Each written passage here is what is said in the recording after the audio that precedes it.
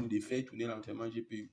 On a STD, on a Chain, on a Vision, AutoDiff. AutoDiff, c'est ce qui vous permet de faire les dérivés, de calculer facilement les gradients. On a Burn ND Area qui vous permet aussi de calcul vectoriel tenseur, Burn Wagyu qui est une variante de cela. On a Burn Chain pour entraîner Burn Tensor pour les tenseurs Image, normalement parce que nous sommes sur les images.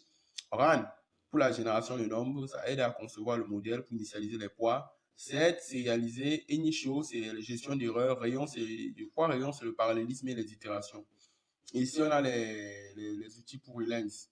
Donc ici, ça permet que quand vous faites des modifications sur le code et que vous avez arrêté la compilation, par exemple, au lieu de taper cargo run, vous allez taper directement cargo build relance. C'est dans cette partie-ci qu'on prend cela en charge.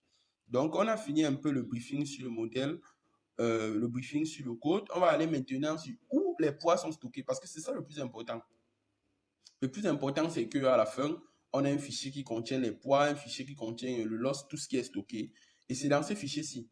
Donc, dans ces fichiers, on a encore 3 fichiers. On a check, on a trend, on a valide, on a experiment log. Donc, c'est dans ce fichier où on a tout. Dans le premier fichier check, on a bin. Ah, j'ai oublié. L'extension de ça n'est pas installée automatiquement sur VS Code. Donc, on a modèle bin. C'est ici que ça contient les paramètres du modèle. Tout ce que vous pouvez voir.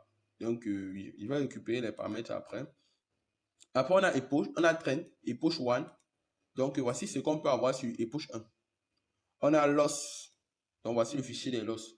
On peut se rendre compte que les loss varient énormément et les loss chutent correctement au fil du temps. Au départ, on avait des loss 0,5, après 0,4, 0,05, 0,1. Le loss réduit, ça veut dire que l'entraînement se passe très bien. Ça manifeste que l'entraînement se passe très bien. Bon, maintenant, on va aller dans les push 2 pour voir à quoi